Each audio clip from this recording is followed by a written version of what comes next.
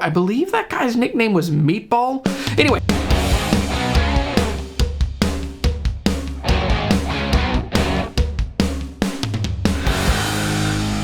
Okay, this is the story of the absolute worst day I ever had working in a vintage guitar shop. When I was 18, I got to work in a vintage guitar shop. It was called the Guitar and Amp Center. It was my favorite place I ever got to work. It still might be. I love doing YouTube, but that job was just amazing. Every day I got to be around vintage Martins, vintage Fenders, vintage Gibsons. I got to work for an amazing man named Warren, and Warren was so wonderful and gracious to me to teach me tons of how to run a guitar business, how to buy and sell guitars, how to connect with people, how to repair guitars, how to restring, how to do all kinds of, basically almost every skill that I use on the regular on this YouTube channel.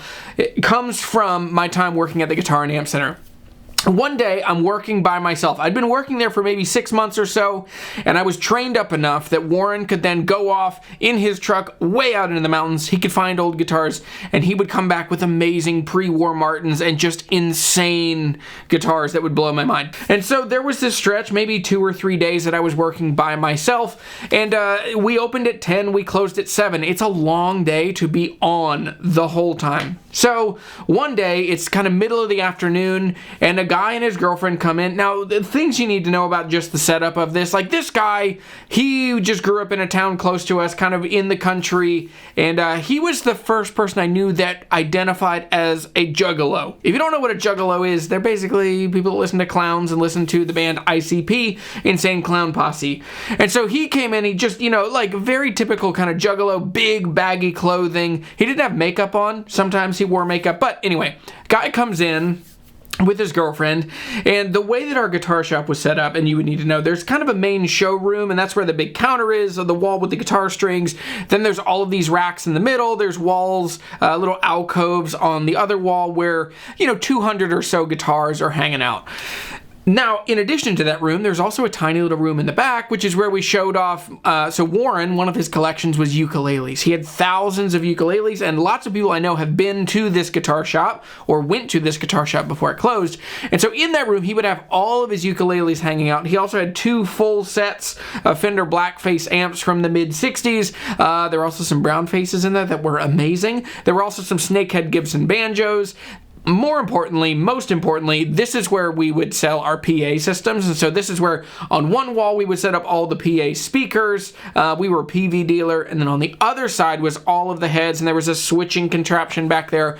And this is where we'd show off microphones and all that. So the girlfriend asked if I could come in and help her in the back room. They're trying to pick out a PA. They want to buy a PA so they can play shows out and about, yada, yada, yada. I go in the back room with her, leaving the guy. He's just plunking around on guitars like he would normally do. So I'm in the back room with the girlfriend, and she's asking me all these questions about PAs. And I'm asking her the basic questions of like, well, how many people do you need to cover? How loud do you want it to be? How many people are singing? So I'm asking questions, and then she starts asking questions back. And the questions are a bit nonsensical, but that's fine. As a salesperson, I'm exceedingly gracious. I think sometimes probably too gracious. And so she started just kind of running through questions, but the questions weren't quite making sense, and I could tell something was off. She felt really uncomfortable. I'm facing her. She's in the PA room. Behind me is the rest of the guitar store. And at some point I see her. It just looks like she's kind of looking over my, like she'll ask me, sorry, what were you saying? Tell me that again. She'd ask me a question and then she'd kind of fade off and look back. She then says, hey, I don't know. I don't know if we're going to buy a PA. We're definitely not going to buy it today, but I'll come back. I'll ask more questions later. I was like, okay, that's fine. Lots of people ask lots of questions and not as many people buy things. So they headed off and it was fine. It was the end of the day. I then closed out and I'm kind of getting ready and I'm looking through the guitar shop and I notice there's an empty hook, but I can't quite place it. And we don't always have all the hooks full, so I couldn't remember if there was a guitar missing. That didn't hit me at that moment. And so I just started looking around, and normally people are going to pick up a guitar, they'll go play it on some pedals or try another amp. And so it's not the end of the world if people put stuff back in the wrong places. So I do my normal close the door, turn the lights off, close out the books and kind of see how I did for the day, pack everything up, and I go and I put it in Warren's office and I put the cash in the Dropbox. Normal day, end of the day, didn't quite hit me. The next morning, I had class, and Warren was opening. And he was coming back from being out of town for a couple days. I come in the next morning, and Warren looks worried. And he's like, hey, Jeremy, come here for a second. There's another guy who worked there, Mike. And so Mike stayed in the front of the shop. There are a couple people out there. I come in to Warren's office, and he's flipping through that pack of all the sales from the day before. And he's saying, hey, did you sell that Les Paul? And when he said Les Paul, we sold a bunch of Les Pauls, but I knew there was one in particular at that moment in those couple months in the shop that was the coolest and most expensive. It was a 1978 Les Paul Custom in natural. It was amazingly cool, really heavy, and I knew which guitar he was asking about, and I was like, oh no, I didn't sell that one. And he's like, do you know where it is? It's like, no, it's not out there. And I walk out and I start piecing together what is happening. I go out. That is the guitar that's missing. That's the empty hook. And I felt all the blood drain from my heart, my mind, my body, my soul. And I came back into Warren's office and I was like, I don't know. Do you know where it is? Like, it was here. I don't know. And Warren says, okay, well, let's go check. If the case is still here, we got a problem.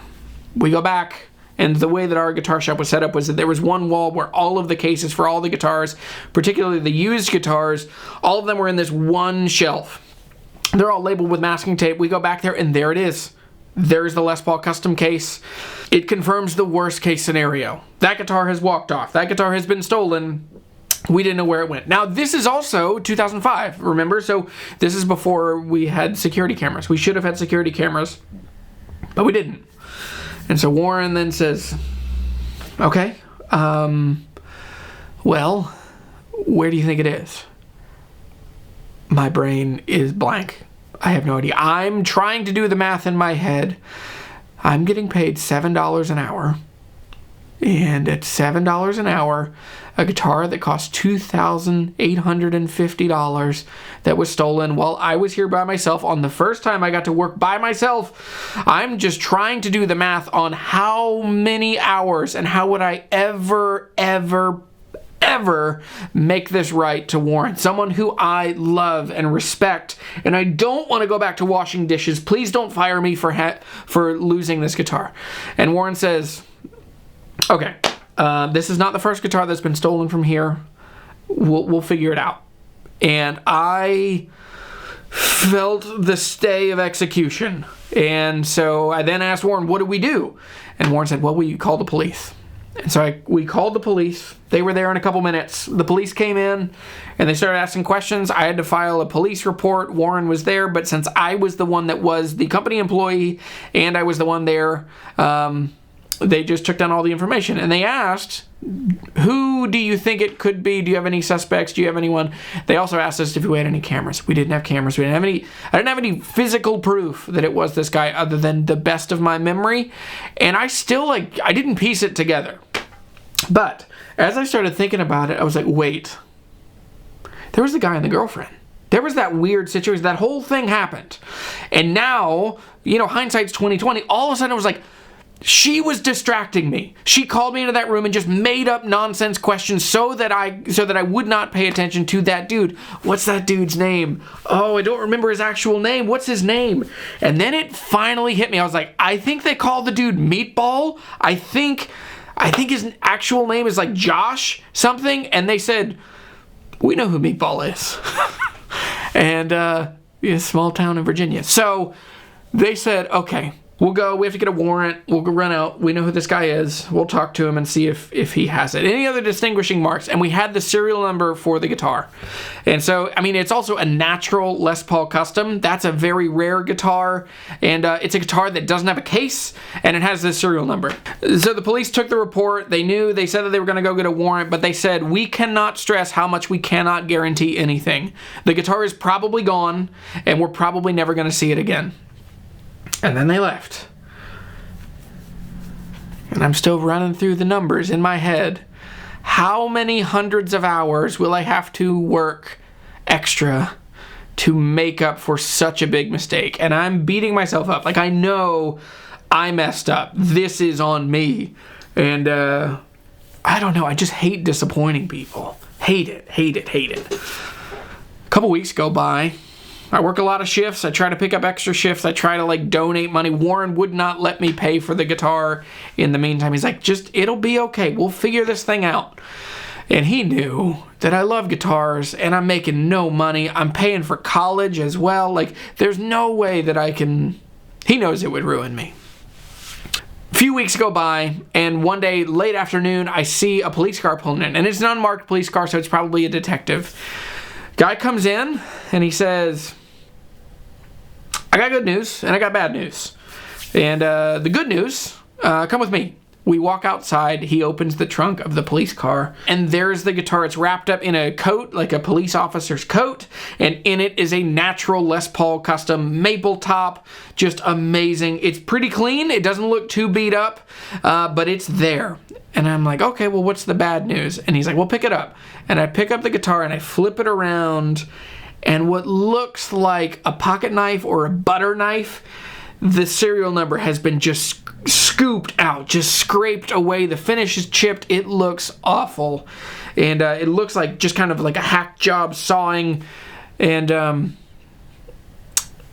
I realize, okay, we got this guitar back, but it's never going to be the same. I just ask him, like, hey, what happened? How did this happen? And Warren is there too, and he's kind of leading the conversation. Warren says, what happened?